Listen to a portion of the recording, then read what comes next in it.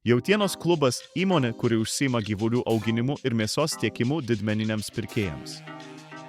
Kadangi jautiena priklauso nuo sudėtingos tiekimo grandinės, labai svarbu optimizuoti kiekvieną proceso etapą – nuo gyvulių auginimo, mėsos apdorojimo iki tiekimo didmeniniams pirkėjams.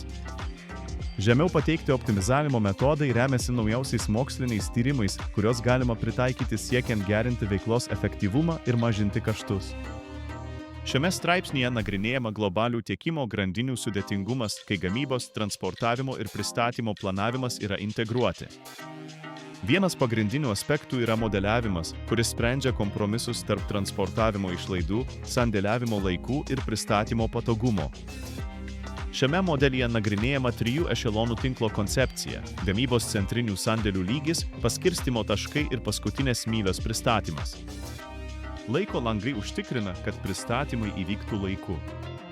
Panaudota mišri paskutinės mylios strategija, apimanti tiek namų pristatymą, tiek prekių atsiėmimą parduotuvėse.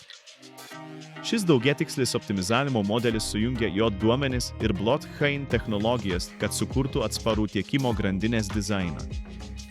Naudojami mašininio mokymosi metodai kartu su optimizavimu sprendžiant paklausos neapibrėžtumo problemas, realaus laiko stebėseną ir rizikos valdymą.